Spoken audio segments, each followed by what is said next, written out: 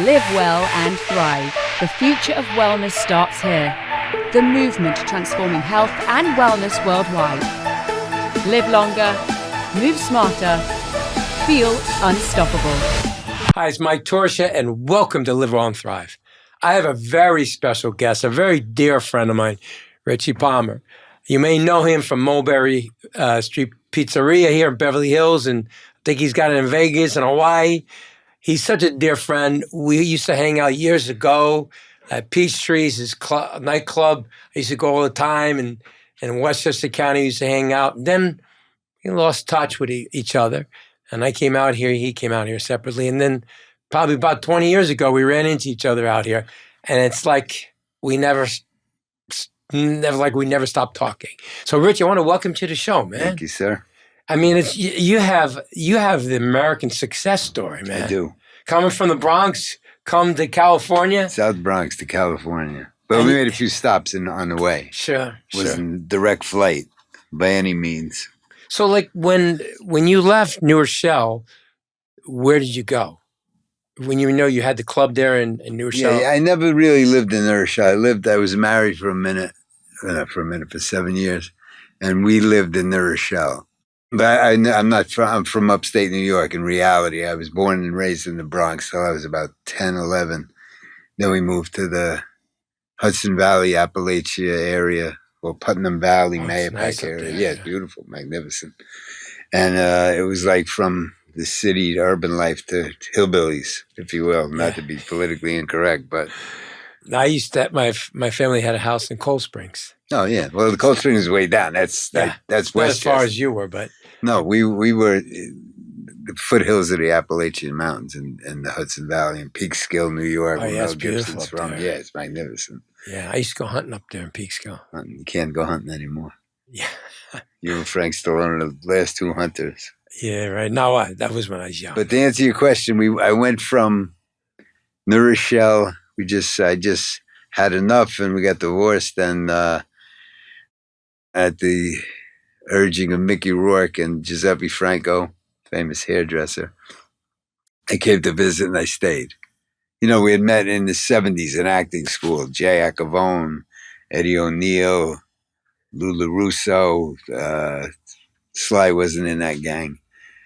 Joe Pantoliano, Bruce Willis, Jimmy Hayden, Mickey Rourke. There was a million guys that were, all studying acting, and a lot made it, but some didn't. I didn't. But, everybody met. So when I came out here, I ran into Mickey and Giuseppe, and I loved the weather. And I said, I was on my way to Hawaii, and I said, I'll just stay here.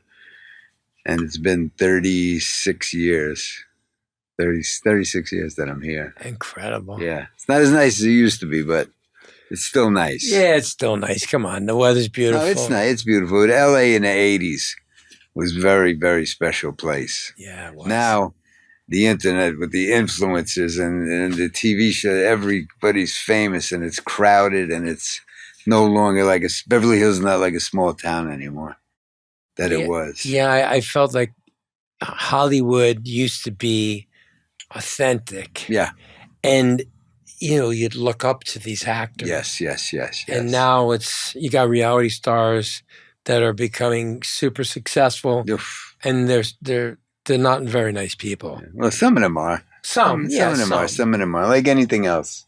Like you got Jake Paul, who I met in Vegas at my restaurant in Vegas, who's a nice kid, and you got to hand it to him. You go from nothing to gazillionaire, almost with no talent, and he pulled it off, and he's something. And he keeps going.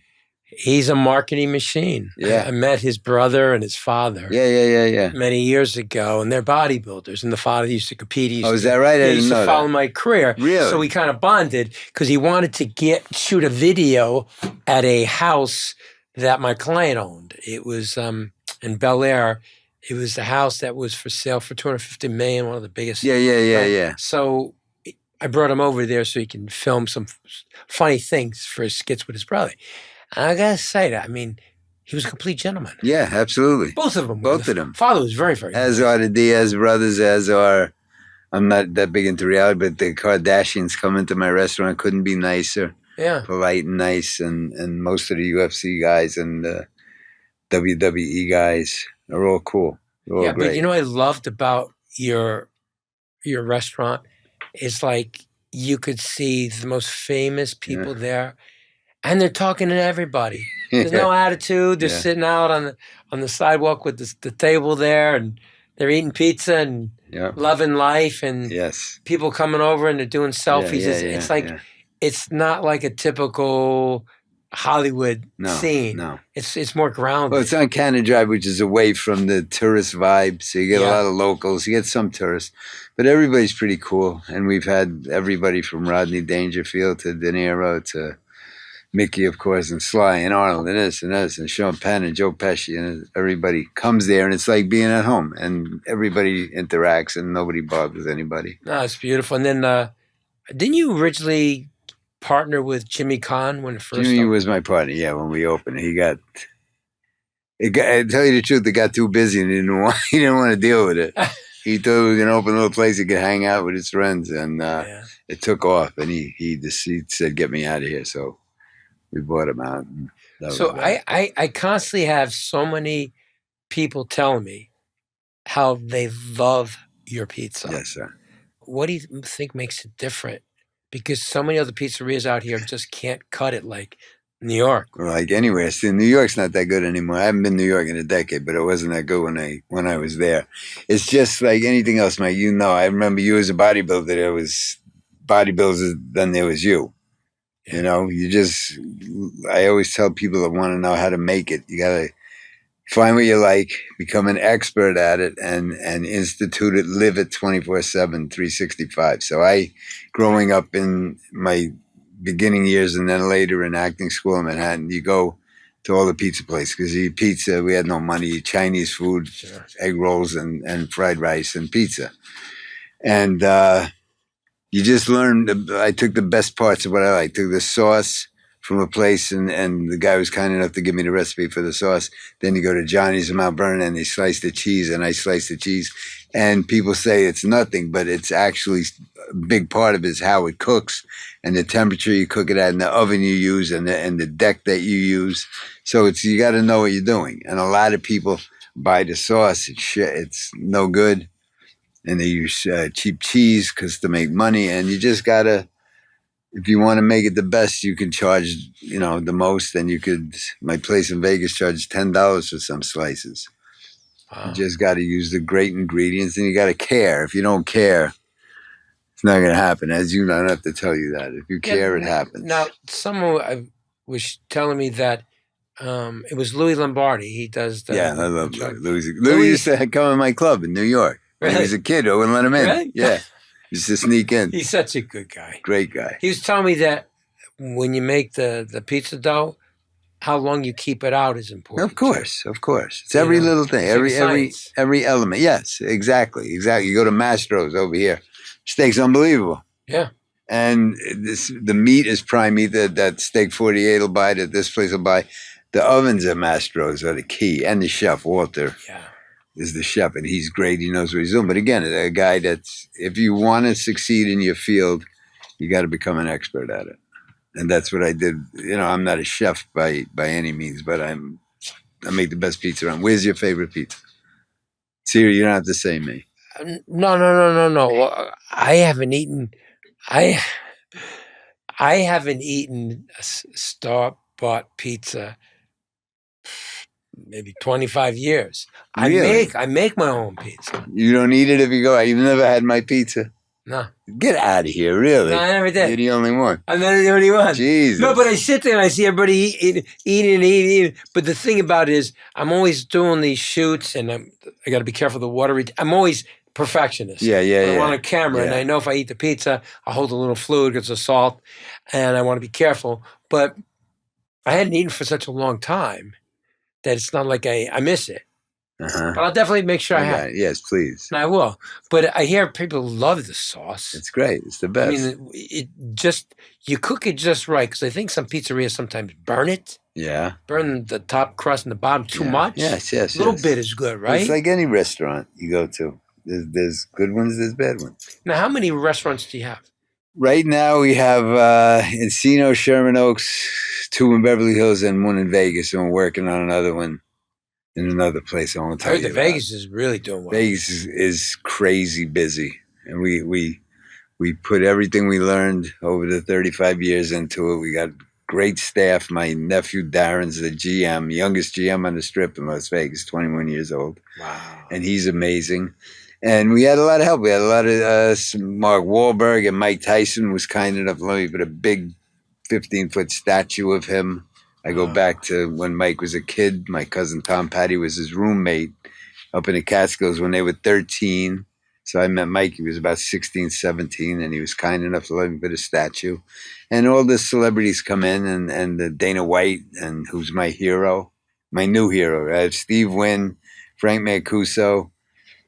I got it written down. I made a note because I wanted to say this. Sly Arnold, Steve Wynn, Dana White, Frankie Valli. They're all my heroes. And they all have helped me in my career, with some with advice, some with finance, some with just being there for me, some being friends. But everybody comes in, and it became like, I think the Mike Tyson statue is the 3rd most visited free attraction in Las Vegas. So we're real excited. It's big, 15, 16 feet high. Jeez. And we have all the movie posters in there. Everybody gave me, from Pacino to Dice to Arnold to Chuck Zito. You're a dear friend of mine too. And Mickey Rourke and a bunch of guys. And everybody just gave me everything. It sounds like it's an experience when you go there. Yeah. We got our UFC belt. We got Manny Pacquiao's championship belt. We got Sly's belt from Rocky. We got boxing gloves from the family of Rocky Marciano. Got a lot of stuff. Oh, that's big. A lot of stuff. Ray Mancini gave me some stuff. How big is the place? Big. It's, I don't know. What's the square footage on that, son? 2,200 feet. But it's open. It's in the lobby. When you walk in off the Strip, you walk right into it. Then we got the nightclub, Zook. That's fantastic.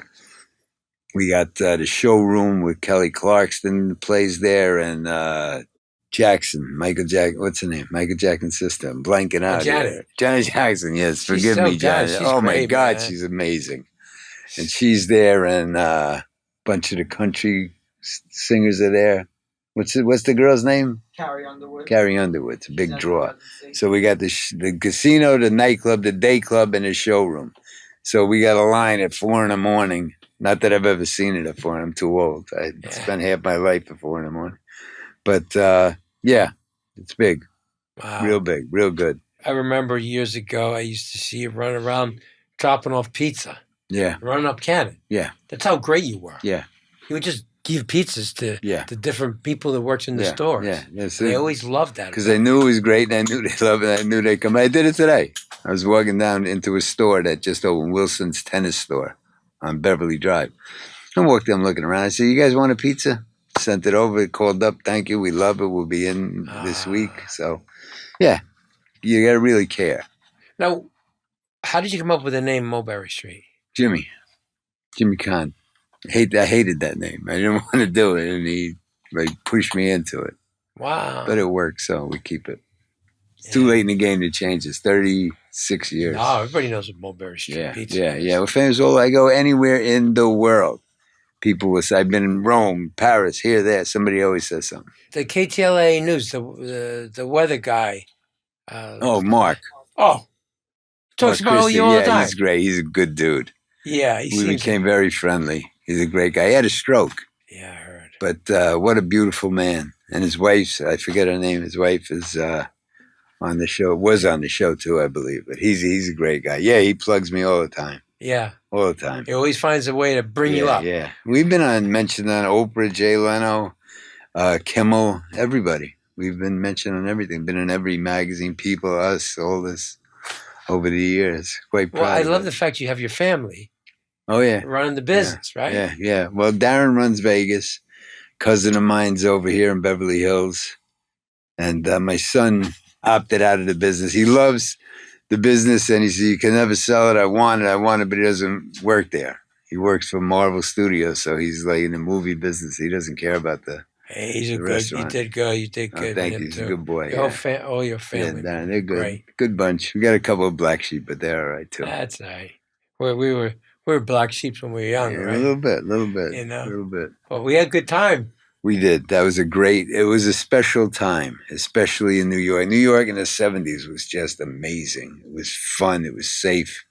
It was really cool. It wasn't that as crowded. Now, I was there about 10 years ago. I couldn't believe how crowded it was. It was Really? like Times Square on New Year's Eve. It was crazy. Wow. Everywhere I went, it was mobbed. You know, I just tell people about how incredible it was when we go out to a club. Oh, yeah. Because remember when we used to go out, we used to dress nice. Yes, sir.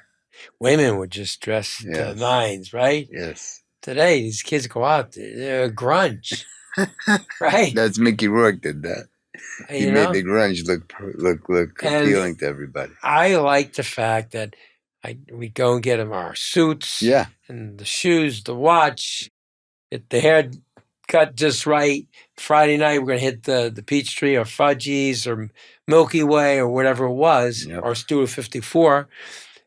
But it's a fun experience. Yes. All the guys would come together. Different world. You know, and the girls dance and friendly. Now you go today at a club. I was at some event, and the girls are like texting. Yeah. And there's people next to them. Put on the phone. What are you doing? You're over here. It's terrible. Right? And it's just awful. the obsession with the phone. The internet is the devil. I hate it. People come into my place, they put the kid down. The first thing they do is put the iPad in front of the kid. And the kid's mesmerized. No talking. Yeah. And the mother's on the phone and the father's on the phone. Brainwashes the kid. Yeah. You know, I remember there was this place, I don't know if you remember, it was a restaurant bar, and every booth had a phone. Yes. Remember? And if you saw someone you liked, You called them. You call them up. I forget the name of the place. Right? But it was the coolest thing. Yes. I loved it. The name's on the tip of my tongue. But those days going out was fun. It was great. It was a special time. It'll never be the same way again. And everybody was friendly. It was rarely a fight. And then in the 80s, it took a turn. And every night, it wasn't, we used to go to work. It wasn't if there was going to be a fight. It was going to how many fights and how bad they were going to be. Yeah. And it got ugly. No, but it was like, I was out to dinner with Frank Stallone last week. We were at Craig's, you know. And Frank was just kind of like looking around, you know, and there's all these very beautiful young ladies. And then there were these guys that came in with flip-flops and sneakers and baseball cap. Yeah. And he goes, look at these girls.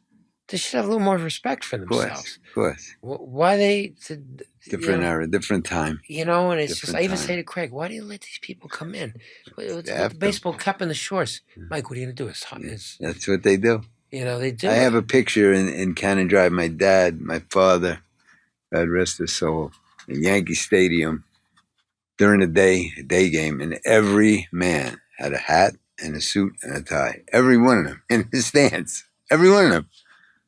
That was America, but let's not start that. Well, even the Polo Lounge, my buddy Pepe, you know Pepe at Polo Lounge, he manages it. Yes.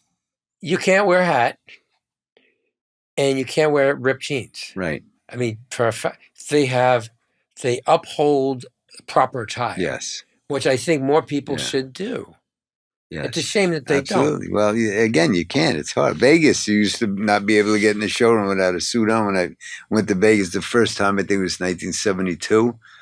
You didn't have a jacket and tie. You could get in the casino without a tie, but you had to have the sport coat. To go in the showroom, you had to have a tie. Yeah. And it was more civilized. Now it was great. It's so relaxed. Now it's incredible. So, like, over the years, I mean, it's amazing how many people, very high-profile people, are in your circle. My circle. Yeah, in your circle. Yeah. It says a lot about who you are. Oh, thank you. I mean, every type of actor. Yeah. You know, out there, I've seen them either with you or at the restaurant there on Cannon. We got a lot of guys, a lot of famous doctors. I always tell the story. I had Steve Tisch, Steve Wynn, I had like 5 billionaires in my place at the counter one time, not with each other, just speaking. Just reading the paper. Wow. 5 billionaires. And I've had Paul McCartney and Ringo years ago, and just, everybody's cool. That's great. It's so now, cool. how is it? Is it a lot less because there's less people in town, people out of, because Sly moved away. And, Yeah, Sly was a major thing because Sly would come by almost every day and just come in, say hello, have a slice or not, and just say, hey, what's up, say hello to the guys. And it was a big draw because there was always paparazzi and it would be all over the world, and you'd get people all over the world just want to sit in his chair. And there was just more stars around. Pandemic hurt us, and the riots put a nail in the coffin. I mean, the shootings in Beverly Hills are unheard of. It's had 3 in one month. Remember, Villaloro had that guy. Villaloro shot the guy. Shot and missed and hit the woman in the leg on the next table. And then in front of my place, there was one, and down the end of the street, there was one. But that's the world we live in now.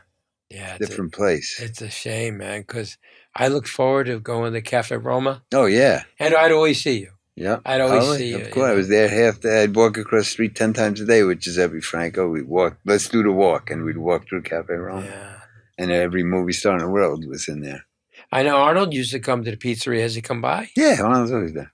Yeah. Always comes by whenever he's in town. He works a lot now, though. Yeah. I got to say, I'm impressed. Yeah. How much he's working now. He's very busy. You know, good for him. Yeah, he's the best. Arnold's great. You know, I love Arnold. I got to know his son Patrick and his other son Joseph. And both good kids. Great. Not good. Great. Yeah. Great parenting. Yeah, Arnold's something. And Maria, too, you got to give her credit. Yeah, she's sweet. I like Maria. I never met the other kids, Christina, the others. But no, they're all great. They're all great. They're all great. As our Sly's kids are just amazing. Girls. Amazing children. Girls, women. Yeah, he's done a good job with the girls. And Jennifer, I tease him all the time. She's the perfect wife, the perfect woman. She is. Oh, God. She's stunningly gorgeous, nice as could be. And, you know, I'll never forget, I used to go to their house when he had the fights, right? Yes. And they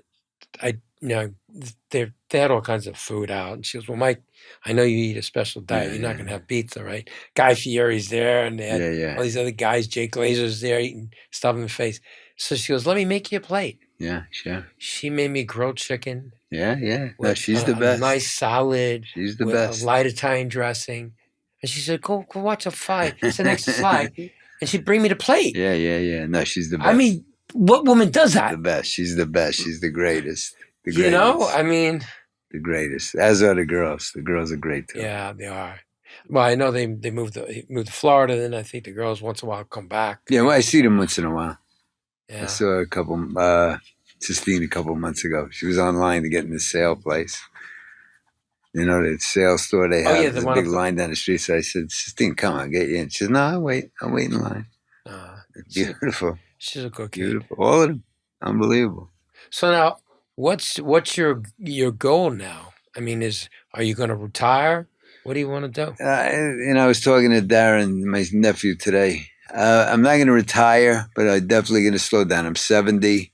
I got a little Parkinson's problem going on, and it's time to slow down. But I'll still have a overseeing hand on everything, make sure it stays great, and hopefully it'll be there another 30 years.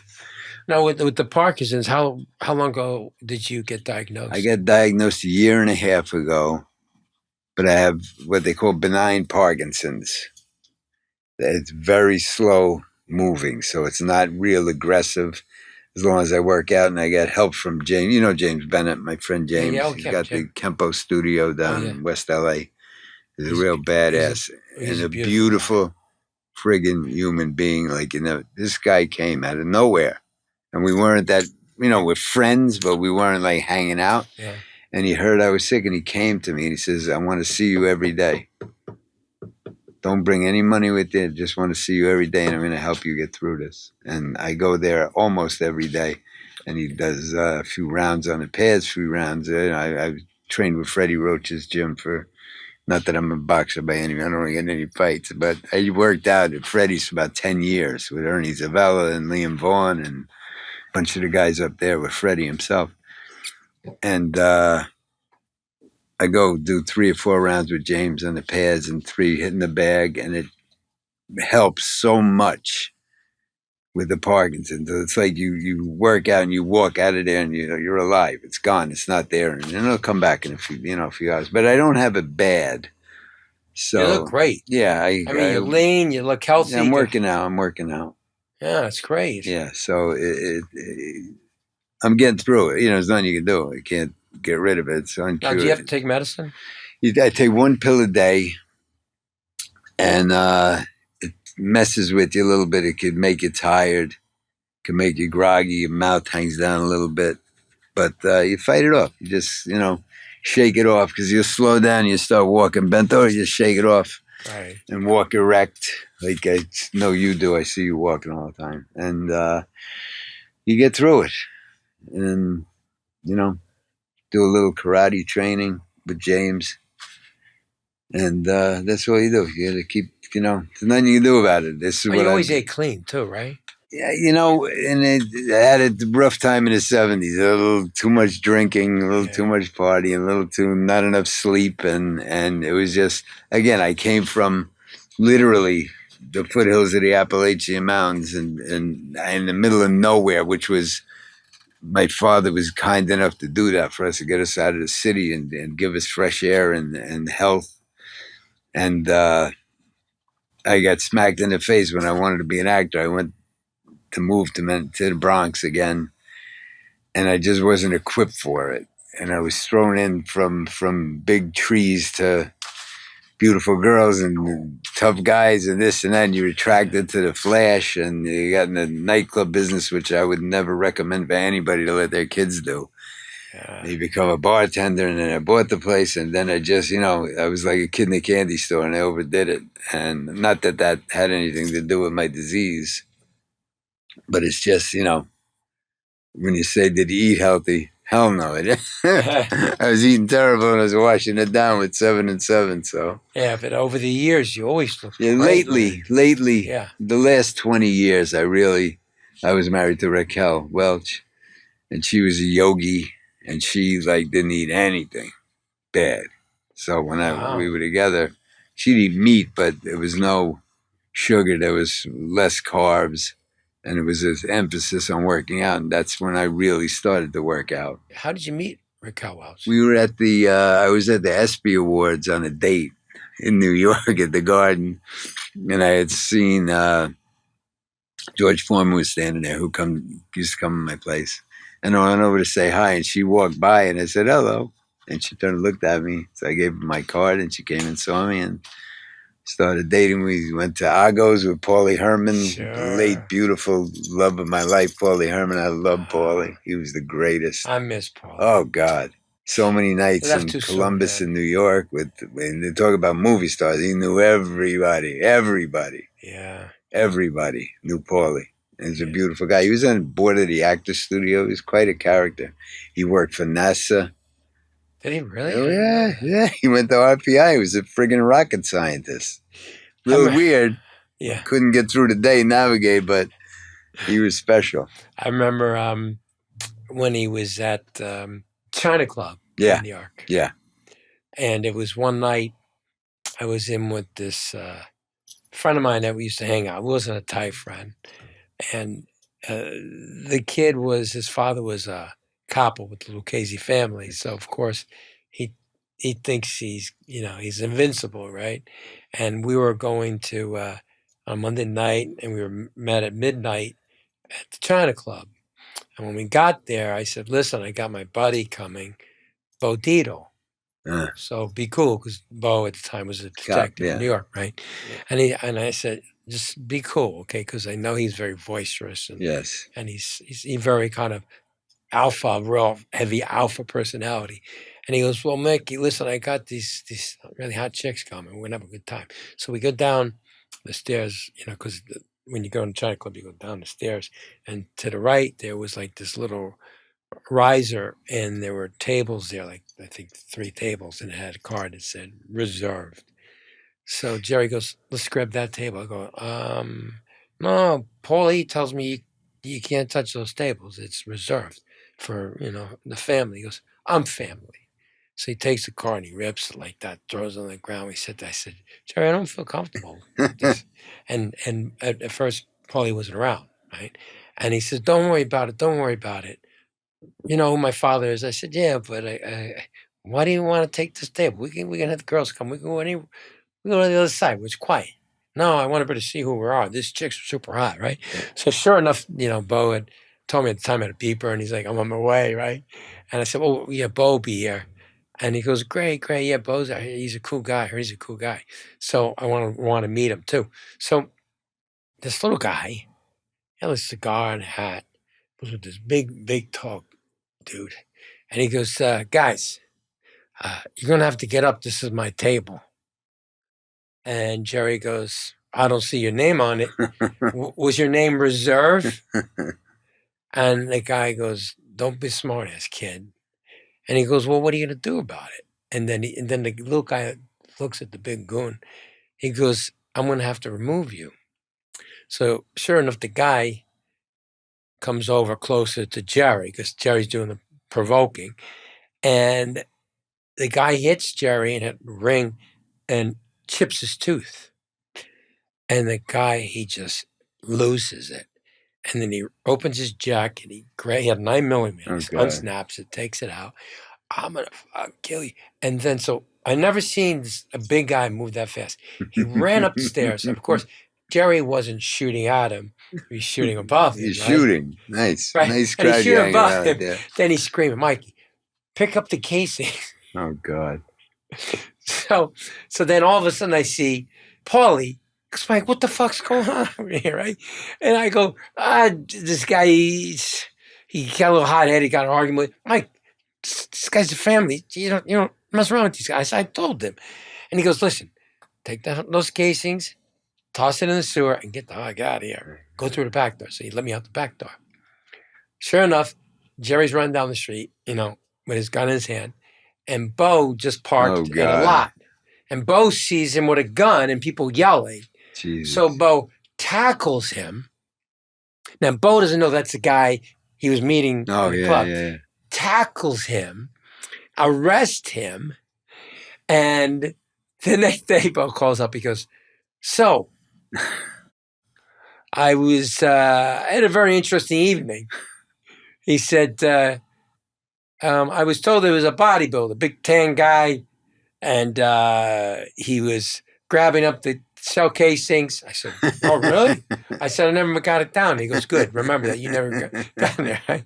So sure enough, so then Bo had to go and set up a sit down with Lucchese and the other family, I think it was Gambino, and to squash it. And the father had to pay that guy like $150K for the inconvenience. It's the funniest thing. And that was all the China Club.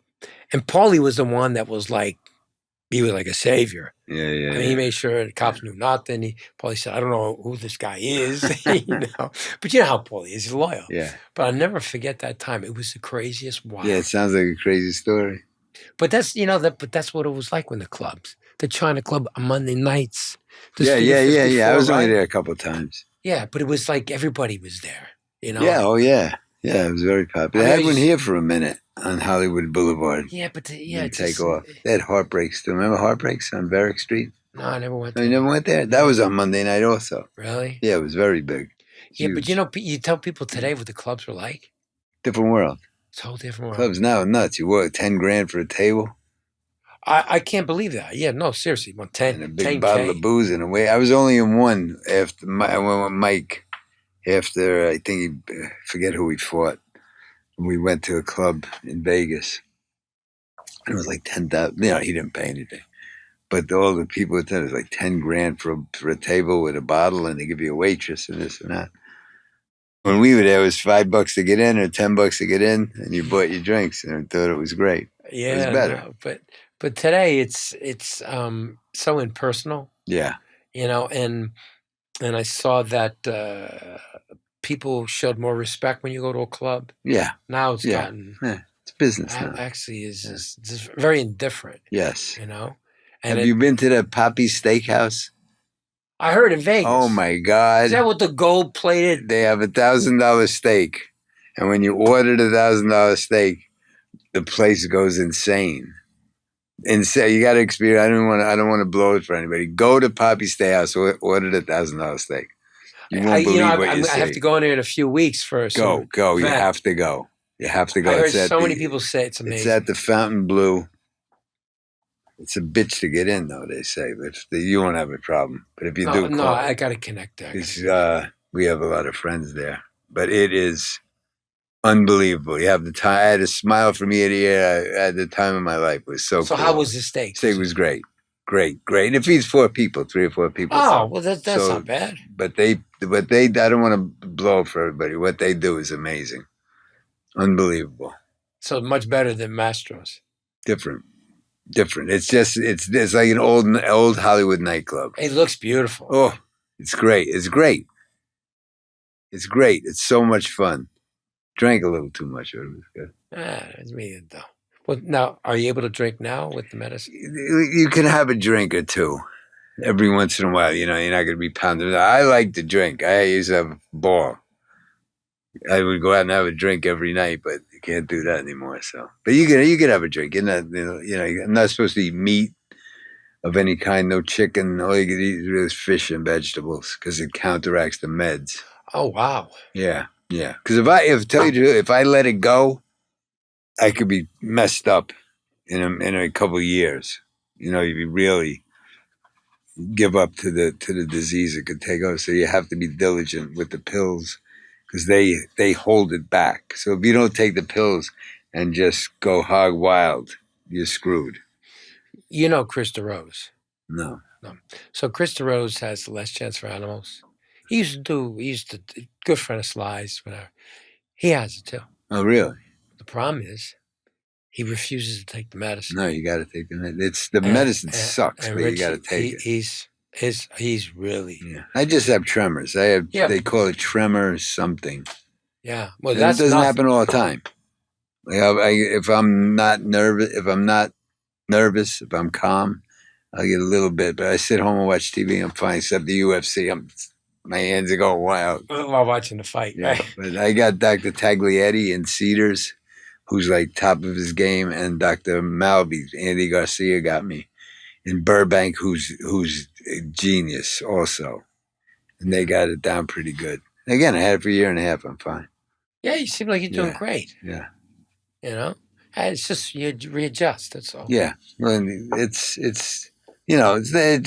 how I am. I don't care. So I don't give a shit. That's what I love about you. You don't give a shit. Accept me if you want to accept me. Like, I went on a date the other night, and the girl said, "Why is your hand shaking?" I said, "Oh, I didn't know it was shaking." So. But, it is what it is. That's the attitude you got to take. If you don't like it, don't talk to me. Really, you got to accept you for who you are. Yeah, but Freddie Roach has it, but he's an amazing guy. He works out every day. He's in with Pacquiao right now, getting ready for the fight. And he goes to work every day from 7 in the morning till 7 at night, 6 days a week. He's at that gym, and that's what keeps him going. And he's got it bad, and he's had it for 28 years, and his came from blows to the head. He was two world championship fights he was in, and he took a lot of beating. So he has it bad, but he holds it back with the meds, and he takes like 10 pills a day. And the exercise is what does it. That's what keeps you going. So you got to exercise. Hey, it could be where I could have friggin' cancer. I could have brain disease. So I got a little. So no, the disease, what it affects is your nervous system, and that's what causes the shaking. Brain, the dopamine in the brain. So the pills are dopamine. It puts it back in your brain. And there's no other treatments that they can do. No, they have a thing they could drill a hole in your head and stick it in there, but it only lasts for 8 or 9 years, from what I understand. And then then you can get an infection or something. Yeah, well, you don't want to drill a hole in your head unless it's absolutely necessary. But a couple people have had it that I know, second parties to them, and they said they're fine. Like it went from 90% to 0. Huh. Everything went away. So it's out there. They're getting it, like everything else, they're getting better. There's a healing center I go to 3 times a week. In there, they have hyperbaric. Mm-hmm. Now, the chamber is full of oxygen. It pumps oxygen in there. And I'm doing a mental wellness program for the military. We launch it in September. And it's to help people with post-traumatic syndrome, depression, and just, people that have unhealthy brains. And so I did all this research. So I got the top neurologist to give me all the biotech that helps heal the brain Right. and regenerate the mitochondria that helps heal the brain that's damaged.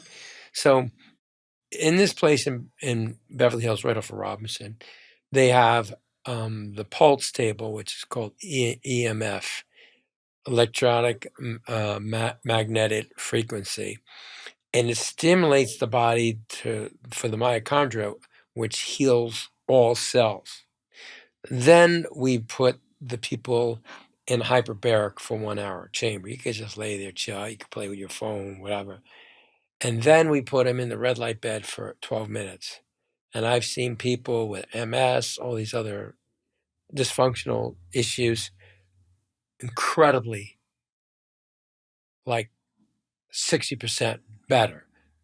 And it's all biohacking technology. They have a neuro technology that they put like this thing over your head, and it helps stimulate the brain. So if there's any scar tissue or from traumatic experience or accident or football or boxing, it helps regenerate and heal the brain. Really? So I'm going to talk to them tomorrow and ask them if I can get you to come in to see if we can help you. Yeah. Cool. With what's going on, because if it's the brain, that's all I'm doing, Richie, is helping people. Oh. The military has me going to Fort Cavazos, which is 75 miles wide. They have over like 132 soldiers there, and they have soldiers committing 4 to 6 soldiers a month commit suicide. Really? Severe depression. And so I recruited over the past 2 years the finest experts in brain health. Oh. So I'm going to speak to my whole team and say, can we help someone with Parkinson's? What can we do? And let me I'll let you, please. because I'm getting a grant from the government to go to 9 military bases for the mental wellness program. Please. And all I did was recruit the best technology for healing the brain. Right.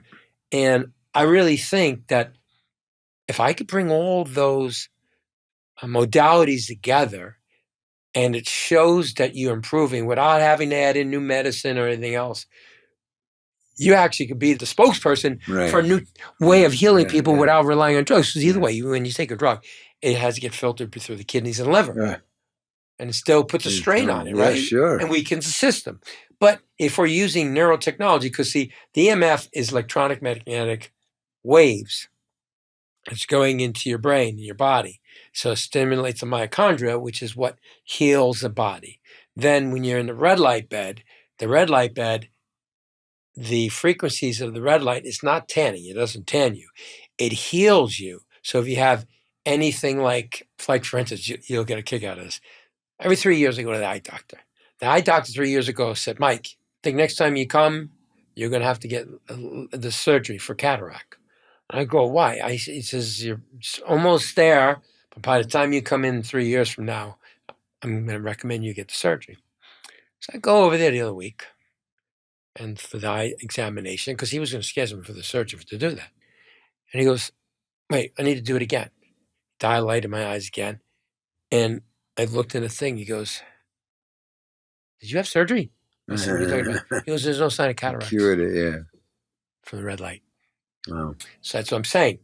If it could heal things like that, I'm going to find out tomorrow and see if we can do something for you. On me. There's no cost. No, this is just on me. I want to help you. Because if we can help you that way, do you know how many other people we can help? Yeah, hell yeah. I mean, stop this without having to drill your head or give you compromised medication. Yeah, it's you know Ray Fazio from Sounds Australia. familiar. He's my friend from Australia, from Perth. He was Australian Golden Glove champion, #1 in the whole country, and they're tough bastards over there. And his father was a boxing trainer, so he's a very proficient boxer. And he has now 5 or 6 gyms for Parkinson's, because it's socialized medicine, I believe, over there. So the insurance company pays for it, and he's helping so many people with the boxing. So it's out there. There's a cure around the corner. So maybe, I'd appreciate that. Well, here's the thing is, James is an amazing trainer, an amazing soul. So that conditioning is perfect. you know how to eat. Now let's add the neurotechnology. Yeah, absolutely. I mean, I'm in. it's Call the me. missing I'll component, be right? there. No, but I'm excited because if this can help you, how many other people we can help? Yeah, sure. There's a lot of Parkinson's out there. You know, because that's why I started this show, Live Well and Thrive. I wanted to have a platform people can learn about the various ways to become healthier. Right. And I don't condone steroids. I will never bring on anybody to talk about steroids. You can talk about peptides and kind of supplementation and things like that, but not on this show. Right, I want gotcha. people to heal. And I want to find holistic ways to help heal people. And it's possible now. So that's why I started the show, is because I wanted to be a platform where people know this is real talk. This is advice, but also relevant information that I've gathered from all the clinical studies, because I get all the medical journals every week. And I read all the reports of test studies at major universities all over the world. And then I reach out to people and say, hey, I got the show. I want you to come on. I want to talk about blah, blah, blah, blah, blah. And so I brought on my people with the peptides and the stem cell and the exomes and the red light and EMF and all these other things. And I'm saying to myself, I need to help the military. And now the military came to me and said, Mike, I know you did this program with West Point. Can you help do a conditioning program that helps the mind? Because see, the future of the military now, no longer on the battlefield. They don't need. That's why they don't worry about accepting someone that's overweight or underweight. Right, they're not going to It's see because any this is what they want. Right. They want gamers. The soldier of the future is mentally a super powered person. Yes. So they want to have the highest optimal performance. The brain, because it's all drone and missile attacks. Right, exactly. Nobody's out in the field anymore. Yeah. They're not fighting, shooting. No, that's done. So it's all drones. So if you have a highly functioning brain, but the problem is, when they get into the military, you got to remember, when you join the military, you sign off your life. You are owned by the United States government. You don't have an identity. They tell you when to sleep. They'll tell you 2 o'clock in the morning, get up, run for 5 miles, tells you when to shit, when you do this, when you do that. So you lose your identity. Then they start losing their minds, right? Right. So the program is to help heal them. Mm-hmm. And it's a combination of conditioning, physical and emotional and spiritual training, which I have set up. And then we have all the biohacking technology to make sure the brain doesn't develop scar tissue, which causes depression. Because depression is a hormone that's secreted. And there's a way to heal the body so your body doesn't secrete the hormones that make you depressed. When you get depressed, it's not because, I'm feeling bad. No, your body's secreting a hormone that creates depression. Right. I've identified the technology to shut down the production of that hormone that creates depression. Right. And see how I went with this? Beautiful. So that's why I'm really excited we talked and you came on, because I was like, man, maybe we could really do something to help you out. That'd be great. At least to make your life more comfortable. Yeah. You know? Because even though you have it controlled, it's frustrating as hell. You know. Well, it's better for a lot of people have it bad. I don't have it bad, so I got lucky. Yeah, but I'm just saying, I'm going to do everything I can. Thank you. I'm going to look into it, and I'm going to get the information on each technology you were doing so you can understand what we're doing. Because I know you like to understand things. Yeah, of course. So I'm going to pick the top things that I think you can do, and then I'll talk to them about it. It's right on Roberts. It's up the road. Yeah, beautiful. It's not that far. There. And you can go there. I'll go now. Let's go. What is it? That's Wednesday? Maybe there. Oh, no, they close at 5. But I'll see about tomorrow or Friday. Yeah, please. And I'll just call you up and say, listen, blah, blah, blah. And then you go there, and I'm going to tell them exactly what I need you to do. Good. And just do it. Beautiful. But I got to tell you, when you're done going through the treatment, you're going to feel like you're walking on a cloud. Really? All right, I'm in. You're going to feel euphoric, Richie. Let's do it. But listen, I want to thank you for coming on and sharing your journey, man. Thank you. And I always felt like you were a brother to me, man. Thank you. Appreciate it. We had a very special friendship. friendship. Been a long time. Yeah, even though we may not have talked for a long time, yeah. When we talk, it was just like yesterday. Yes. That's the way people should be, Yes, sir. And, I will do everything in my power to help you, brother. Thank you. Appreciate it. And I'm coming to have pizza, too. Yes, you are. Thank you for watching the show. Please share this episode. It's so powerful. Richie's journey is amazing, and maybe hopefully it'll inspire you and your people. So, and remember, I need your support, so subscribe on the YouTube channel. Thanks for watching.